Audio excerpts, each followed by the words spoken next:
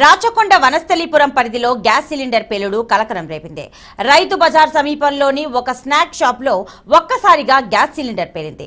ఒక్కసారిగా మంటలు అంటుకున్నాయి. వెంటనే అప్రమత్తమైన స్థానికులు వాటిని ఆర్పివేసే ప్రయత్నం చేశారు. మంటల తీవ్రతకు పక్కనే ఉన్న మరో షాపుకు కూడా మంటలు తాకాయి. ఘటనా స్థలానికి చేరుకున్న ఫైర్ సిబ్బంది తీవ్రంగా శ్రమించి మంటలను అదుపులోకి తెచ్చారు.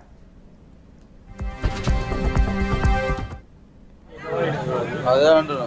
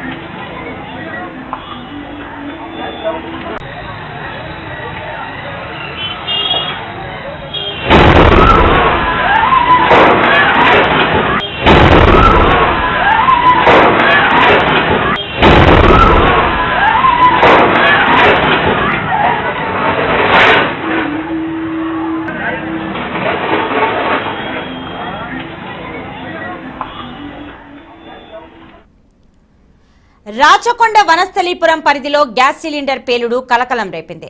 రైతు బజార్ సమీపంలోని ఒక స్నాక్ షాప్ లో ఒక్కసారిగా గ్యాస్ సిలిండర్ పేలింది. ఒక్కసారిగా మంటలు అంటుకున్నాయి. వెంటనే అప్రమత్తమైన స్థానికులు వాటిని ఆర్పివేసే ప్రయత్నం చేశారు. మంటల తీవ్రతకు పక్కనే ఉన్న మరో షాప్ కి కూడా మంటలు తాకాయి. ఘటనా స్థలానికి చేరుకున్న ఫైర్ సిబ్బంది తీవ్రంగా శ్రమించి మంటలను అదుపులోకి తెచ్చారు. ఇక ఇదే అంశానికి సంబంధించిన పూర్తి డీటెయిల్స్ మా ప్రతినిధి క్రాంతి అందిస్తారు. క్రాంతి, ఈ ఘటనకు సంబంధించి ఎవరికైనా గాయాలు జరిగాయా?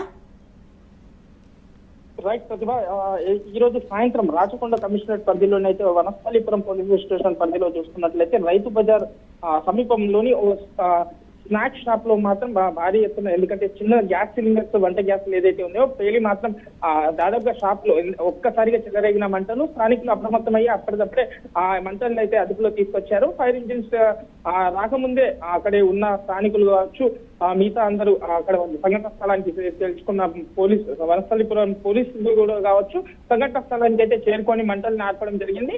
ప్రమాదశాత్తు ఎవరికైతే ఎలాంటి ప్రాణ నష్టం జరగలేదు. కానీ ఆ షాప్ లో ఉన్న ఏదైతే మన స్టాక్ కి సంబంధించిన విషయాలు దాదాపుగా 1,50,000 వరకు స్టాక్ ఉన్నట్టుగా కొంత సమాచారం అయితే వస్తుంది.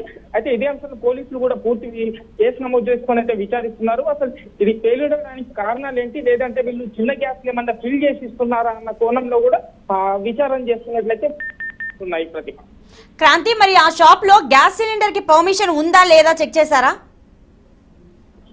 రైట్ ప్రతి ప్రస్తుతానికి అయితే వాళ్ళ దగ్గర ఎలాంటి అనుమతులు అయితే లేవు. అనుమతులు లేకుండా మాత్రం ఇలాంటి పనులకు పాల్పడుతున్నట్టయితే కొంత సమాచారం వినిపిస్తుంది. అయితే పోలీసులు అయితే కేసు నమోదు చేసుకుని అయితే ఏదైతే షాప్ ఓనర్ అయితే ఉన్నాడో అతన్ని అదుపులో తీసుకొని అయితే విచారిస్తున్నారు. ప్రస్తుతానికి అసలు ఎలా జరిగింది ఏంటి అనే కోణంలో మాత్రం అయితే ఈ దర్యాప్తు పూర్తి అయితే గానీ అసలు అతనికి ఎలాంటి అనుమతులు, ఎందుకంటే మనం విజువల్స్ లో కూడా చూసుకున్నా కూడా అది ఒక చాలా చిన్న అంటే మన డబ్బా షాప్ లాగా ప్రస్తుతానికి రోడ్ పక్కన ఉన్నట్లు మనకు అర్థమవుతుంది. అయితే అదే షాప్ లో ఇతను ఏదైనా గ్యాస్ ఫిల్ చేస్తూ అలాంటి సమయంలో ఈ గ్యాస్ ఏమైనా పేలిందా అన్న కోణంలో కూడా పోలీసులు అయితే విచారిస్తున్నారు. విచారణ పూర్తయితే గానీ తెలియని మరికొన్ని విషయాలు తెలిసే అవకాశాలు ఉంటాయని చెప్పుకోవచ్చు. ప్రతిభ, క్రాంతి, మరి పక్కనున్న షాప్ కూడా మంటలు అంటుకున్నట్టుగా అయితే తెలుస్తోంది. మరి ఆ షాప్ లో ఎంత మేరకు ఆస్తి నష్టం జరిగి ఉండొచ్చు? రైట్. ప్రస్తుతానికైతే ఇప్పుడు ఇది ఎప్పుడైతే పేలిన తర్వాత మాత్రం అప్రమత్తమైన స్థానికులు, ఎందుకంటే మంటలు ఆర్చే సమయంలో మాత్రం పక్కనున్న షాప్లకు కూడా కొంత పాన్ డబ్బా షాప్ అనేసి చెప్పుకొస్తున్నారు. ఆ పాన్ షాప్ లో కూడా ఉన్న కొన్ని 50,000 సరుకులకు నష్టం జరిగినట్లయితే కొంత తెలుస్తుంది. అయితే ఎంతవరకు స్టాక్ ఉన్నాయి దీనికి అసలు ఈ పక్కన, ఎందుకంటే ఒకేసారి మంటలు చెలరేగడంతో మాత్రం పక్కన షాప్ కి కూడా మంటలు అంటుకున్నట్లుగా పోలీసులు అయితే చెప్తున్నారు. అయితే అసలు వ్యక్తిగతంగా దాంట్లో ఎంత స్టాక్ ఉంది, దానికి ఎంత నష్టపోయింది, ఎందుకంటే మనం విజువల్స్ లో చూస్తున్నా కూడా ఈ షాప్ లో ఏదైతే పేలిన షాప్ లో మాత్రం ప్రస్తుతానికి ఎలాంటి సామాన్లు లేకుండా పూర్తిగా దగ్నం అయినట్టయితే స్పష్టంగా అర్థం